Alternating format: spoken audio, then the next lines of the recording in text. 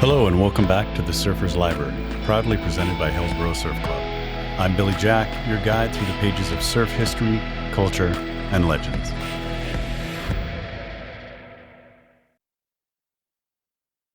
Today we continue with more of the Transcendental Memories of a Surf Rebel by Michael Lear Hinson and Donna Clausen-Jost. If you'd like to read the book for yourself, it's available on Amazon.com and EndlessDreamsPublishing.com. I got to tell you, the book has a ton of great photos that take you back in time and bring Mike's stories to life. It really is a great addition to any surf library, so check it out. Also, if you want to help support the podcast, you can do so by visiting buymeacoffee.com/The Surfer's Library to do so. Last episode, we read chapters 22 through 26. Mike was stirring up trouble with Greg Knoll on the North Shore, working in Hollywood surf flicks with Mickey Dora, and dodging bullets while sneaking into the ranch. Make sure you go back and listen if you haven't already. This episode, we pick up on chapter 27. Mike is once again up to no good and getting easygoing Skip Fry into a heavy situation on the south shore of Oahu.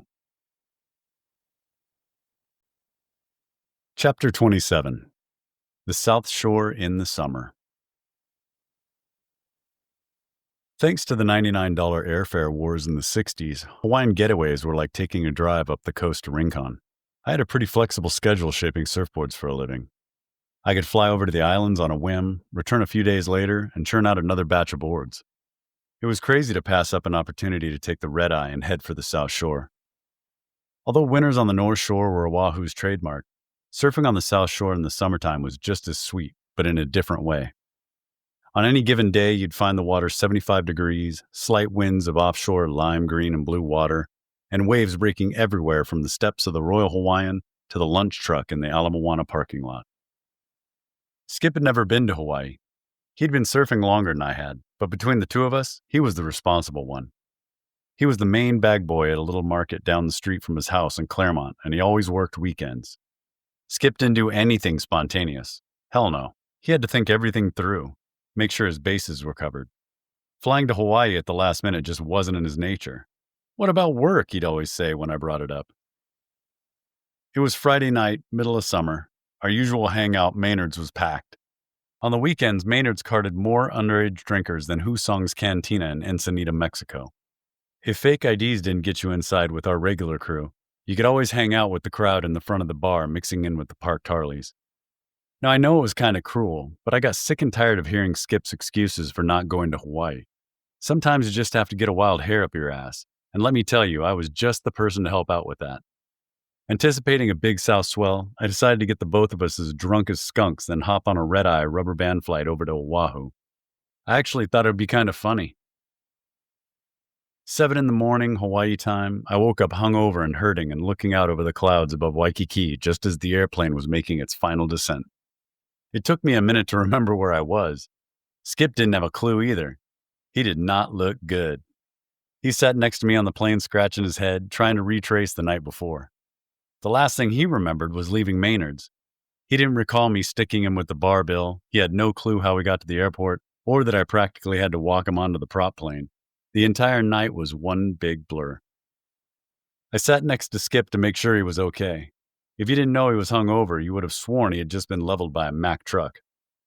When I saw the fog finally lifting in his eyes, I knew exactly how he was going to react, and boy, was I right. He was not a happy camper. Now, Skip never really complained about too much. He was such a cruiser. Most of the time it was just, oh well. And when he did get mad, though, he could be a little moody. What's my boss going to say? Skip started going off. How am I going to talk my way out of this one, Michael? I told him to forget about work. We were in Hawaii. Didn't he realize I just did him the biggest favor of his life? Waking up in Hawaii was a much more original excuse than telling your boss you have a stinking stomachache. Nowadays, it's pretty easy to get in and out of Honolulu Airport. But can you imagine 40 years ago? I swear, minutes after the wheels touched down on the landing strip, I dragged Skip's sorry ass into the airport head and we changed into our trunks, the only other clothes we brought with us. In and out of that terminal. We threw our boards on top of a taxi and split for the beach. We were out of there. Part of my routine every time I landed in Honolulu was to stop at this little bar on the side street near the airport where they make a mean Mai Tai. Trust me, I tried to convince Skip. There's nothing better for a hangover. Bloody Marys are useful, but a Mai Tai will really get you straight and it's double the fun. Down in my drink, I slammed the empty glass in the bar and told Skip it was time to head out. Ala Moana, I said to the taxi driver waiting outside the bar. In the 60s on the South Shore, you could witness the greats. Surfing Ala Moana was Donald Takayama, Boogie, and the Ala Moana Rat Pack. David Nueva surfed a little shore break inside Waikiki canoes. Down the beach, Queens was taken over by Barry Kanaiapuni, who always stood backwards on the nose of his board with his heels hanging over the edge and looking back into the barrel. Across Ala Moana Harbor, a wiry little guy, Wayne Miata, surfed the right hook, and at a shallow reef break just outside the Royal Hawaiian called Number 3, there was Cabell, Buddy Boy, Gabauer, Rabbit, and Paul Strau, who made surfing look effortless. To this day, Paul has one of the most casual styles. He graciously slips from the tail of his board to the tip of the nose, a beautiful maneuver to watch. Skip was really starting to bug me now. I was hoping the Mai Tai would help him relax, but no. The whole ride over to Ala Moana, he kept asking questions. How are we getting back? Where are we going to stay? I swear it was nonstop inquisition as we pulled into the parking lot. Getting out of the taxi, he kept bringing up the same old shit over and over again. Taking a trip on the spur of the moment was so out of character for him, I wondered if he was ever going to get over it and notice that we were actually in Hawaii. I mean, come on, man, look around. How long are we staying? I just want to call work. God, let it go. As it turned out, the one thing I didn't count on to bring Skip around was the simplest. We hit the beach and everything stopped. No more whining, no worries. You could see all the tension start to drain out of his face as soon as our feet sunk into the cool sand and we locked into the surf. Skip began to transform from an uptight pain in the ass into the cruiser I knew and loved because of one thing. The surf was smoking. How are we getting back home, Michael, and where are we sleeping? He asked again. The south swell was a 3 to 4 foot southwesterly. The weather forecast was predicting the tide would bring in decline with bigger waves for the weekend, maybe the best of all summer. All I wanted to do was get out there. I did what I had to stop him from worrying. I'll sell my surfboard to buy a ticket home, and I stay wherever I can find a bed. My first glimpse of the surf was overwhelming. 3 dudes riding waves. It looked like 10 more swells ready to break, and the parking lot was filling up fast. I found a spot off the jetty and kind of stuffed our clothes, shoes, and wallets in the rocks. Skip and I went into surf mode. I guess you could call it tunnel vision, where you become so immersed in the moment that everything else becomes void, and only the present gets all your attention. There's nothing that can break that trance, except maybe taking off in front of a local, stuffing him in the tube, and causing him to lose his board to the beach. That's a good way to become the first on your block with surfboard wax stuffed in your ears. Since I grew up on the North Shore, I was pretty familiar with what you can and cannot get away with in the islands. Fitting into the local way of doing things gets you further than most have dared to venture. It's all about respect. Hawaiians demand respect from haoles on their own turf. But this was Skip's first trip. He had no idea what he was walking into, and I didn't want his face to get all broke up, so I figured I'd clue him in on one major point. Don't take off on any locals. They don't like white and pink mainlanders taking their waves, especially on a swell that could be the best of the year. Other than that, enjoy yourself. As the day wore on, the surf got better and friends passed through. Donald Takayama, Paul Gabauer, and Buddy Boykoi rode a belly full of waves, then were off again. Gene Harrison and friends showed up mid-morning and stuck around. Skip and I surfed all day long without any problems. Sun, waves, Mai Tais, friends. I couldn't have asked for more perfect conditions for this trip. Better yet, I got to tell Skip, I told you so. I met Mike down at Ala Moana, says Donald Takayama. He was this cocky kid from La Jolla, a pretty sarcastic little bugger who had bleached hair from the sun and white denim jeans with a POPE patch sewn on them. I swear, we loved to roust the shit out of him. Mike was a glutton for punishment because he kept coming back for more. My friends Boogie, George Kalama, Kent Sirwood, and my brother Kalani and I took him to the North Shore. He spun out and ate crap a few times, but he finally caught on, started showing respect for other people, and humbled himself. At the end of an unbelievable surf, we were sunburned, tired, and hungry, so we decided to call it quits and go over to Takayama's for food and some local aloha. A few times when I came over to the South Shore, I hung out with DT, earning money shaping surfboards in a crawl space under his shop. DT was this child prodigy surfboard shaper who saved up enough money from his paper route to come over to California from Honolulu. His first job was working for Velzy Jacobs Surfboards in Venice Beach when he was only 12 years old. DT's crawl space had a 5 to 6 foot opening and was only a few steps from the front door to the shaping rack in the rear, not very high. We were the only ones who could actually stand up straight. For protection, we posted a sign that read, "Don't follow Donald or Henson." But even after we wrapped the overhead floor beams with tape, if you were taller than 5'8" and you weren't careful, you got a nasty bump on the head. Walking over to the jetty, we went to pick up our clothes before heading off to DT's. I thought I remembered where I left our things, but now I wasn't so sure. All the rocks looked the same. It wasn't like I buried them deep. The surf was so incredible when we pulled up to the beach that all I wanted to do was paddle out, so I kind of just stuffed and jumped in the water. Scanning the jetty, it was plain as the nose on my face what happened. I wasn't ready to admit anything to Skip just yet. The last thing I wanted to do was get him going again. "What's going on, Michael?" Skip started catching on. "Where are my clothes and my money? Where's my wallet, Michael?" Here we go again. This could not be happening. Everything had gone so smoothly, and now this. It was like someone flipped a light switch. I guess there's a black cloud waiting to piss on everybody's day. I was actually madder that someone would steal from me than the fact that I lost my money and clothes. I grew up on Oahu too. I knew the drill. Plus, most of these guys were my friends. I gave them the respect they deserved and vice versa. There's always a bad apple in every bunch, though. Some local who's got a chip on his shoulder about haoles. "No use crying over spilled milk," I told Skip, trying to get him to realize we were still in paradise. Hell, it could be worse. We could have gotten robbed at home in San Diego. How dull would that be? The fact remained. Our clothes, our shoes, our cash was gone. Either it all vanished into thin air or someone decided to help themselves to everything we owned. As a result, we were literally forced to spend the next 3 days in the islands with nothing but our surfboards, our wits, and the trunks on our asses. This new development put a whole new spin on things. Instead of hanging out at DT's to relax, we went straight into survival mode. I never really paid for a meal or a place to stay when I came over to Oahu. There were surf parties and free grub all over the North Shore, but when you've been stripped down to the bare essentials, you get a different perspective. From Skip's point of view, he reverted back to when we landed. He started in again about where were we going to sleep? How are we getting home? Who would lend us some clothes? I, on the other hand, realized we were in the same boat as before we got robbed, just minus the shirts on our backs and a little cash.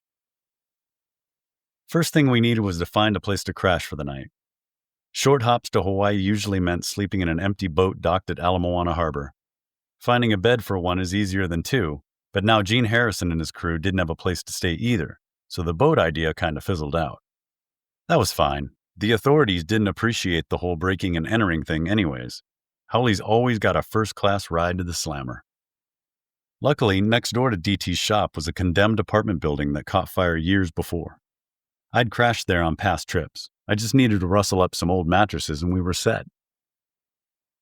Walking into DT's shop with Skip, Gene, his crew, and some local kids, we were caught off guard by DT's cousin, Blah James, and this other guy, Boots. I knew who they both were. Blah and Boots spent most of their lives in and out of prison. Blah had been in for murder and Boots was convicted of armed robbery. Tough cookies. There was even a rumor that Blah held off the Honolulu Police Department with a stick once in the middle of the street. Looking at them, they resembled a couple of cartoon characters on television. You got Boots, a tall, skinny Philippine, and Blah was your typical Hawaiian moke, thick and intimidating. He was built like a brick. I also remember Blah's eyes were always bloodshot. What did you expect? He drank the cheapest, most popular beer among the locals, Primo, from morning to night. Suck 'em up, brah. 15 cases of Primo sat in the corner of the room waiting to be popped open, and another 24 filled with empty bottles were stacked up behind the pair. Blah and Boots were on day 3 of a round-the-clock drinking binge. The party was just getting going when they invited us Howleys in for one beer. We couldn't really refuse the local gentleman, now could we? We kind of just fell into the situation. Actually, it was more like coercion. As guests of honor, we found ourselves huddled in the corner of the shop, drinking beer and not making a sound while we were supposed to be having a good time. They sure loved us white, blue-eyed foreigners from the mainland. I did not have a good feeling about this situation at all. It was way too close to the time I got caught on the wrong side of the riverbed outside Schofield Base. Getting stripped naked and tied to a tree only worked out well for the mosquitoes.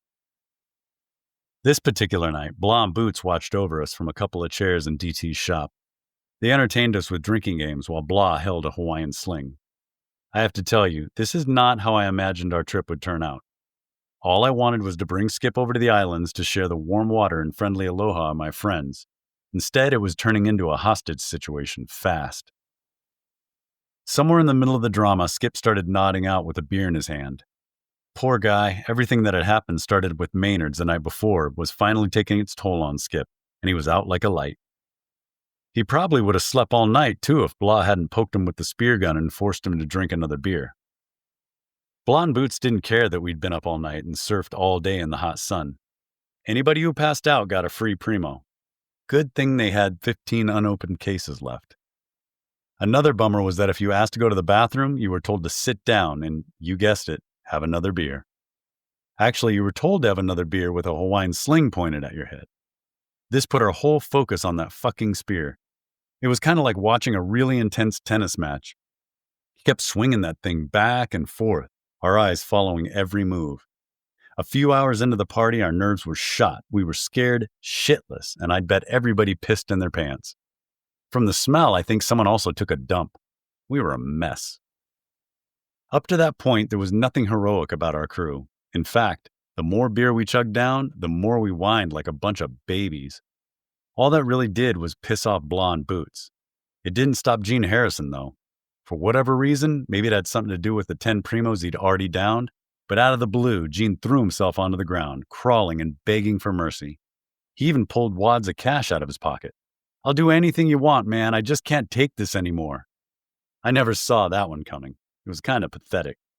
Gene's begging startled everyone. We all just kind of sat there with our mouths open.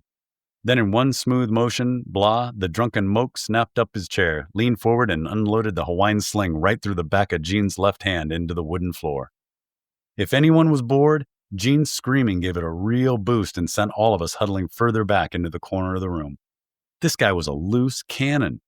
I was so shocked I think all the color drained out of my face. I can't even imagine what Skip was thinking. There was no way I was going to let it dull my survival sense, though.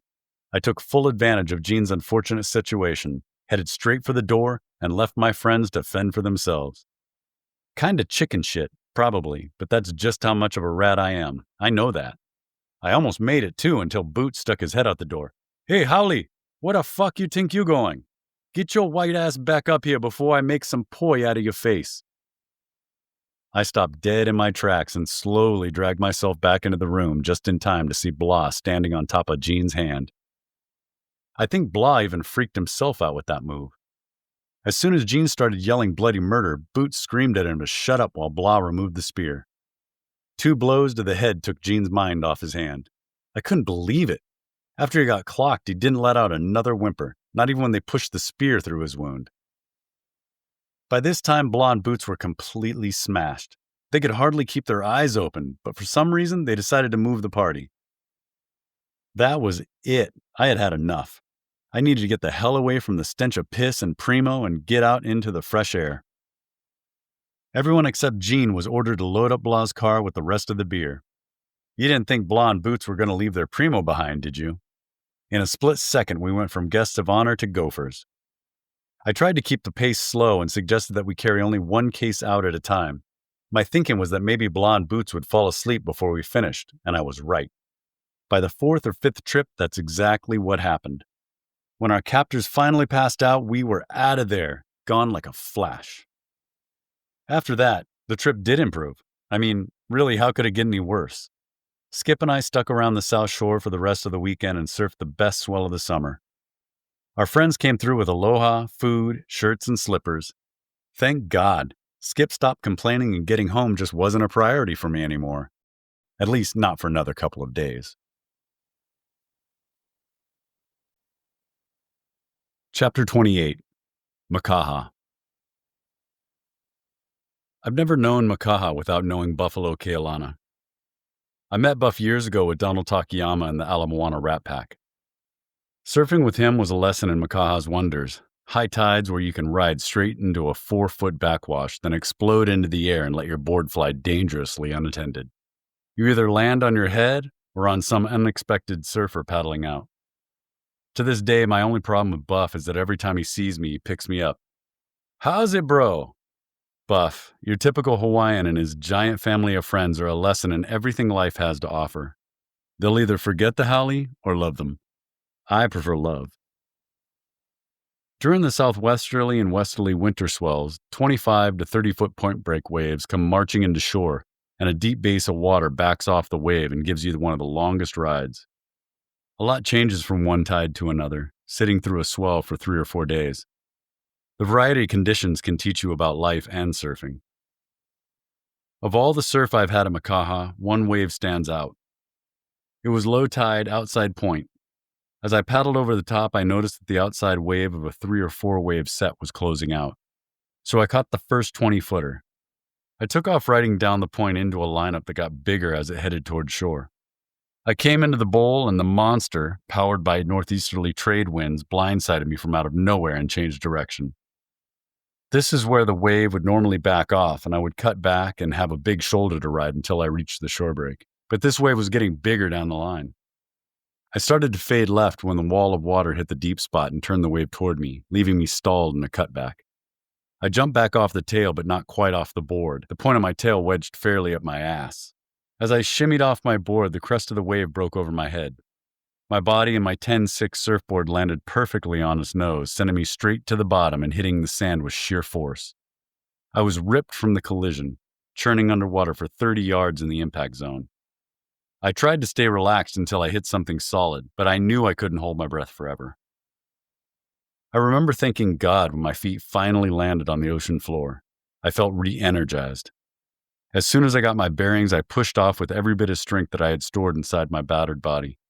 I propelled myself up through the soup like a rocket at liftoff and burst into the air, filling my lungs to capacity and screaming bloody murder. After I made it back up on the shoreline, I sprawled out on the wet sand and thanked my lucky stars while salt water poured out of every hole in my body. Chapter 29. First Date. Out of the blue, Melinda called to say she was living at her parents' ranch in Phoenix. It had been over a year since we'd seen each other. I did a pretty good job of keeping busy so I didn't have to think about her. I only called once in a while to hear her voice. Basically, I took what I could get. At first, I wasn't sure if I heard her right. Did that mean she was coming back to La Jolla? I also didn't want to get ahead of myself like the last false alarm. I definitely wasn't falling for the whole family business story again. But I couldn't stand it. I was so stoked that my girl might finally be coming back. Then she dropped the bombshell. She was still hung up on Terry Stafford. The good news was that Terry wasn't with her. He obviously didn't feel the same way and moved to Albuquerque. The bad news was that Melinda wasn't moving to California. Why did I keep taking this abuse? A psychiatrist could have probably figured it out.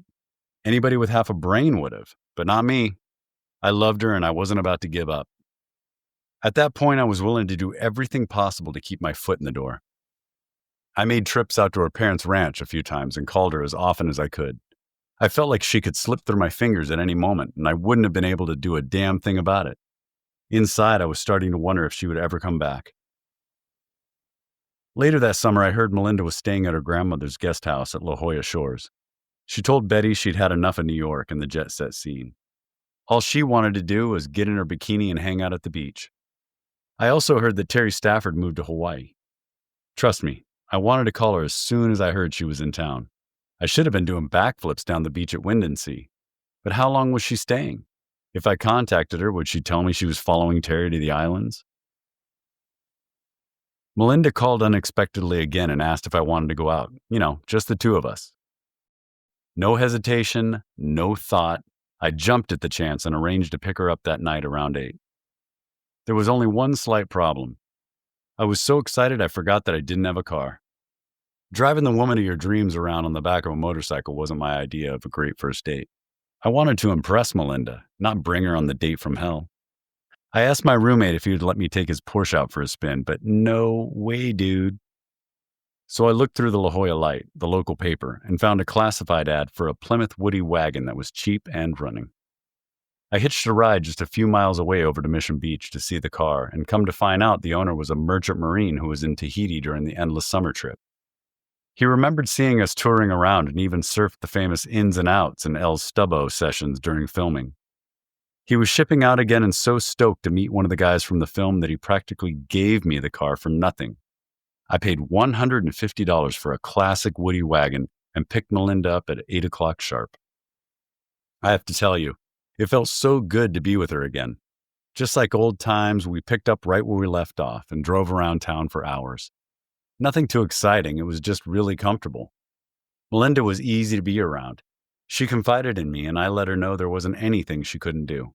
She also knew that she could let her guard down, which wasn't something that happened very often. I can be myself around you and that's refreshing, she told me that night. After our first date, we hung out once in a while. Melinda kept dating other guys, but then we started doing more and more things together. We basically took our time. Eventually, we kind of just fell into a relationship.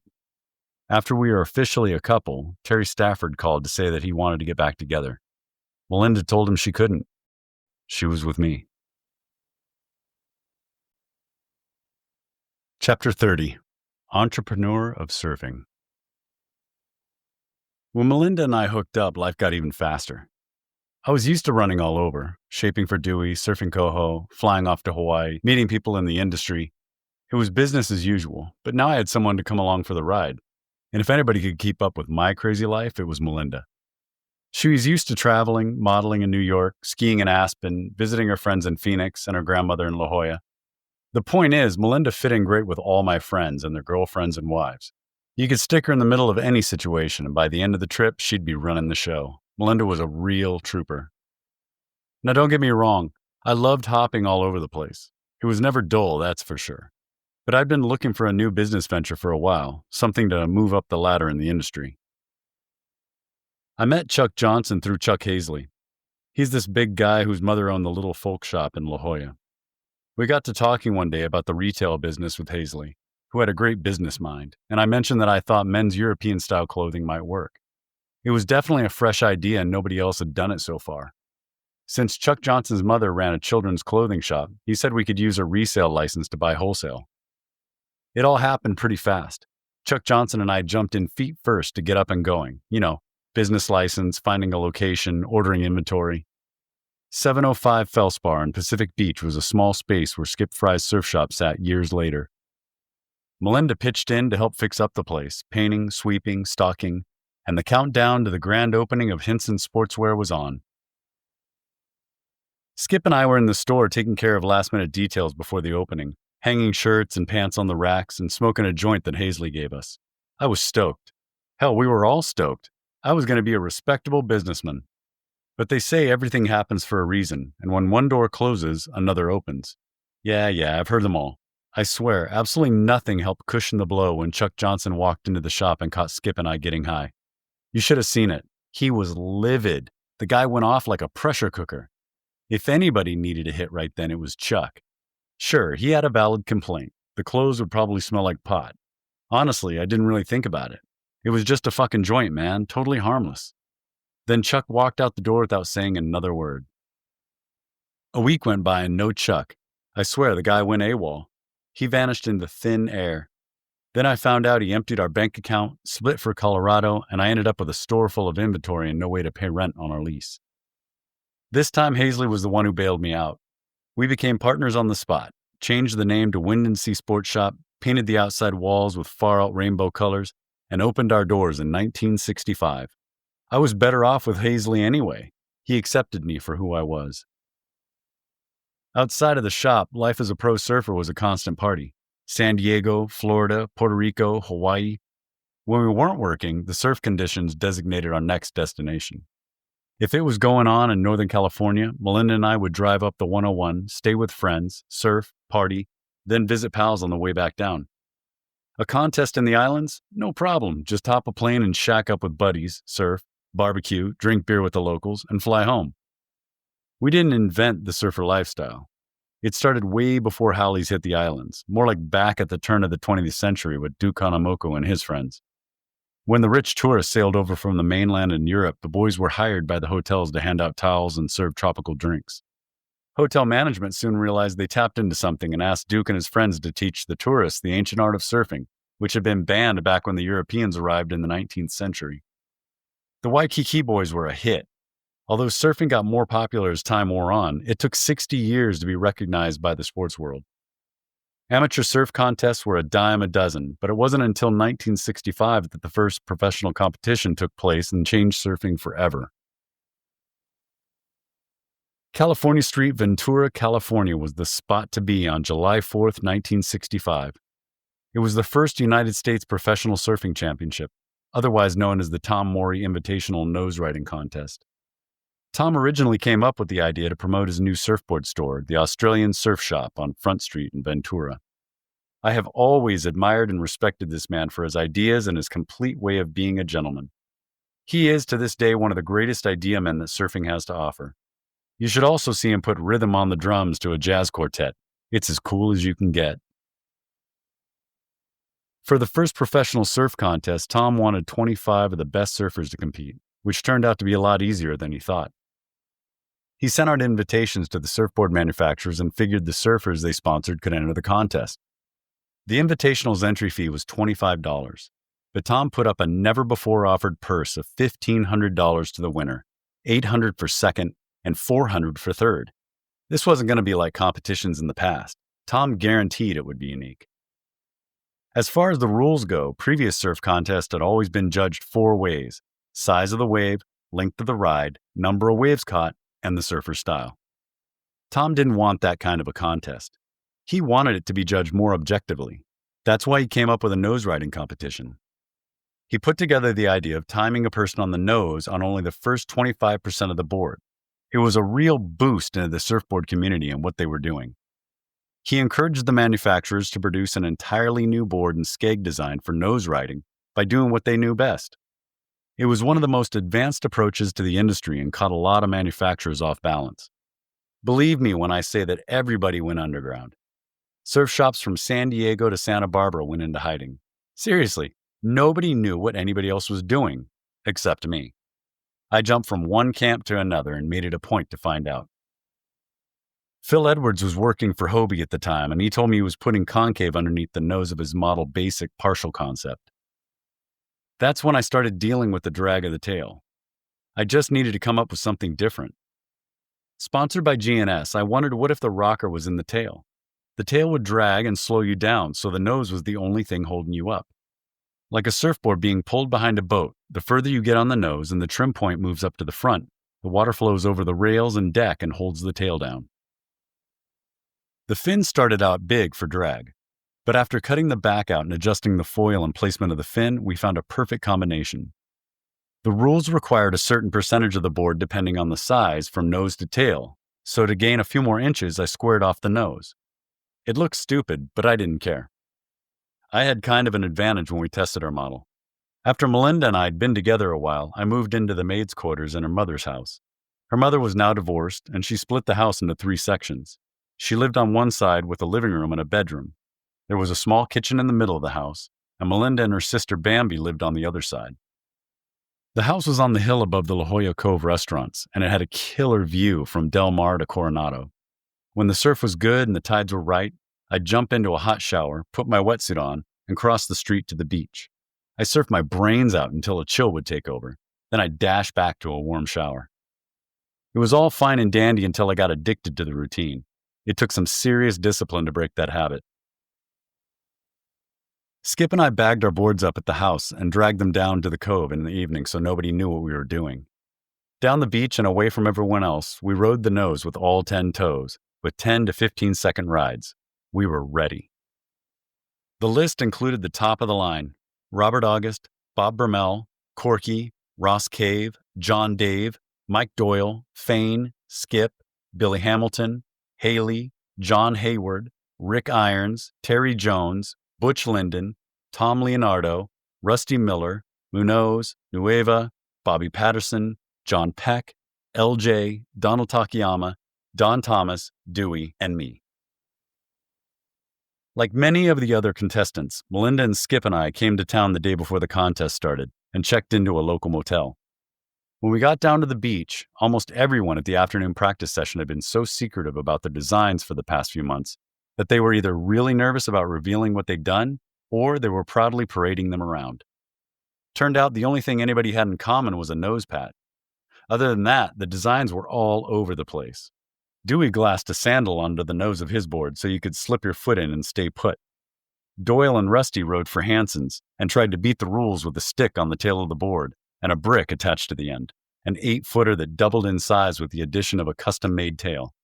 I guess the reasoning was that if you had a longer board, you'd have more area in the top 25%. But nobody could ride it. The thing was completely dysfunctional. Another entry even had a toilet seat on the nose. The whole purpose was meant to be a challenge for the manufacturers. This proved if they really knew what they were doing. Phil didn't show up at all. He designed boards for Hobie's team riders Mickey and Corky instead. 2 impressive surfboards with additional width, extra tail rocker, a larger skeg, and a blunt, rounded, concave bottom nose. Mike Hinson's life has been performed in full color, says Tom Morey, while others struggle along at best in maybe sepia tone. To summarize the man would be to attempt a fine engraving with a crayon. Yet the words ingenious and stylish come to mind. Surfing's Miles Davis, a performer, on stage all the way. Mike Hinson and Skip Fry showed up with 2 of the sweetest looking boards I've ever seen before or since. Those babies were short, around 8 feet, and with a lot of tail rocker. The noses were squared off and covered with a rough, non-skid 3M adhesive-backed boat decking. The traction must have been incredible. Skip and Mike rode beautifully from the very first wave. Whether it was because of their own special talents or their short, lightweight, blunt-nosed, deep-finned, high-traction boards, you couldn't tell. We were seeing long, legitimate nose rides and hot, radical turns.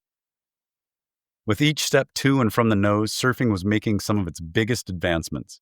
By far, Mike and Skip were the 2 best riders out there that day, and their designs were so far beyond anyone else's.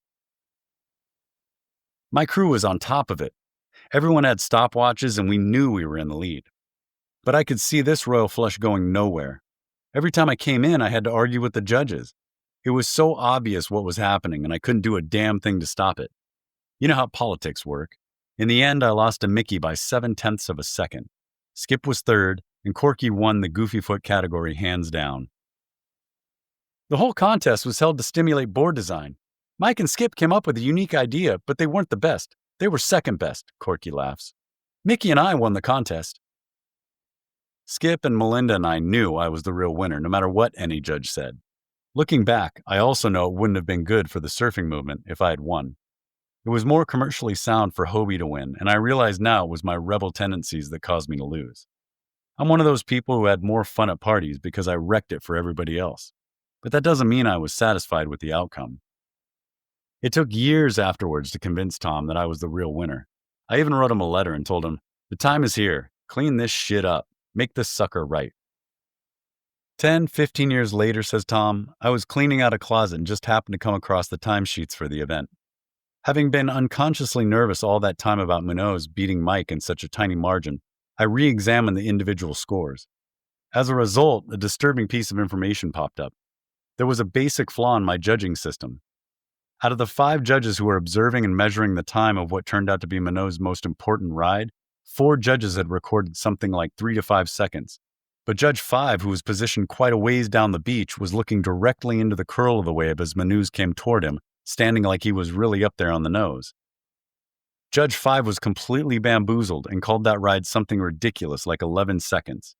Because of the way he saw it, though, when the total from Munoz's time was averaged out, it included this outlandish time, which brought Mickey's average score up and put him in first place.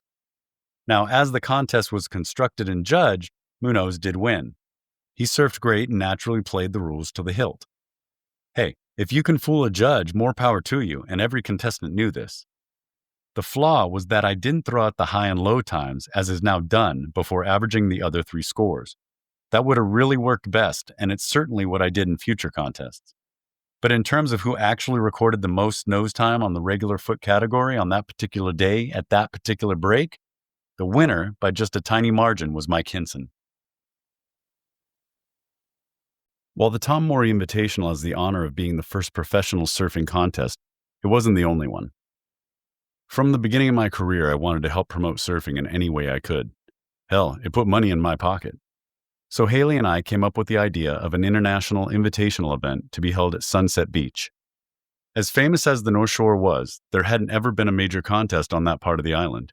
Probably because before 1965, there weren't enough surfers who could surf Sunset. Haley and I approached Kimo McVeigh, Duke Kahanamoku's business manager.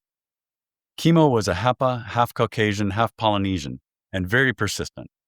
Everyone liked him anyway. You always walked away from Kimo laughing.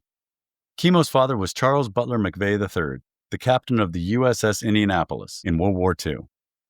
During the war, Captain McVeigh received top-secret orders to deliver parts of the atomic bomb to the Philippines. Halfway there, the ship was hit by a Japanese torpedo. Because it was a secret, the Navy didn't know the ship sank, so it took 5 days to reach the survivors. Some of the sailors died from exposure, most were picked off by sharks. Out of 1,916 sailors, just over 300 survived, and Captain McVeigh was court-martialed for failing to zigzag to prevent the hit. 24 years later, McVeigh shot himself, and finally in 2000, President Clinton exonerated him 2 weeks after Kimo died. Besides Duke, Kimo managed Don Ho and a handful of Polynesian acts who performed at Duke's restaurant in Waikiki. If you've ever had the chance to see Don Ho in action, man, he's one of the smoothest entertainers. Vegas material for sure. The king of Oahu has kissed more women than Carter's has pills. Being the ultimate promoter, Kimo was stoked on our idea from the start. He definitely deserves all the credit for getting the ball rolling. If we hadn't gone to him, it wouldn't have received all the press that it did. Kimo then recruited journalist Leonard Loris and surfer Fred Van Dyke, and together the three of them organized the first Duke Kahanamoku Invitational Surfing Championships on December 14, 1965 at Sunset Beach, a proving ground for surfers on a professional level. Instead of cash prizes, the first Duke paid the airfare for, gave a $50 appearance fee to, and put up 24 of the world's top surfers in a beachfront hotel suite. Among those featured in the contest were Joey Cabell, Fred Hemmings, Butch Van Aertstalen, Peter Cole, Greg Knoll, George Downing, Paul Strow, Mickey Dora, Skip, Dewey, Corky, Jeff Hackman, Jackie Eberly, Mickey Munoz, Kimo Hollinger, Felipe Pomar, Rusty Miller, Mike Doyle, Bobby Cloutier, Richard Chu, Robert August, Kealoha Cow, John Peck, and me. Competitively, you never know when you'll come up against unpredictable surf conditions. You have to be up for anything, and basically, the red fin I specially designed for the Invitational wasn't enough. Shaping boards for different contests, I learned that in order to become a complete and well-rounded surfer, you need a quiver. Just like in golf, you carry a full set of clubs. Because of that, I always brought 3 boards, 9.6, 10-foot, and 10.6. A lot of my friends didn't agree. Joey and I always argued about it. He even defied my concept by trying to ride Waimea with the same board he rode at Trestles. Later on, he broke down and ordered 5 boards. The first Duke Invitational was broadcast on Easter Sunday in 1966 on CBS Sports. Millions watched it on television, and it even received an Emmy nomination. Jeff Hackman was still in high school, only 17 years old, but man, he was on fire that day. He ripped through every set, caught most of the good waves, and ended up winning with Paul Strow in second and Felipe Pomar third.